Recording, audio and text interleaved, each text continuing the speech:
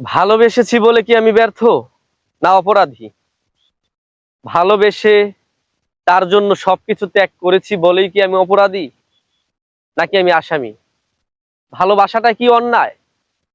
আমি লাভ গুরু আমি প্রেম বিজ্ঞানী বলবো কোনো অন্যায় নাই, কোনো অন্যায় নাই। ভালোবাসায় কোনো অন্যায় থাকতে পারে না। ভালোবাসায় কোনো অন্যায় নেই। সেই ভালোবাসা হতে হবে আমাদের সমাজ এবং কি আল্লাহর যে নীতিমালা আছে তার ভিতর। একে তো আমরা যারা প্রেম বা ভালোবাসা করে থাকি, কলেজ বা স্কুলের ছেলেমেয়েরা আমরা বেশিরভাগ সময় কি করি? অশ্লীলতা বেশি করি।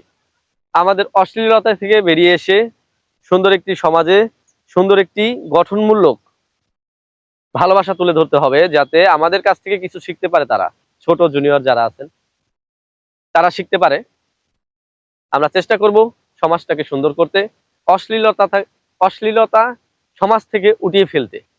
আমি প্রেম বিজ্ঞানী একটা কথা বলবো, যারাই ভালোবাসো না নাই বা বাসো, নিজের মনটাকে পরিষ্কার রেখে আর যাকে ভালোবাসো তারে বিশ্বাস করে, আর যে ভালোবাসবে তার মনের ভিতরের কথাটা জেনে তারপর আমরা অবশ্যই ভালোবাসার দিক দিয়ে এগিয়ে আসব।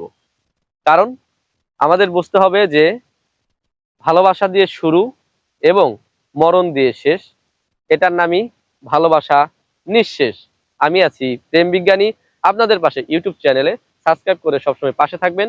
সকল যুবকের কণ্ঠে বলতে চাই, ভালোবাসা জিন্দাবাদ, ভালোবাসা জিন্দাবাদ, ভালোবাসা জিন্দাবাদ।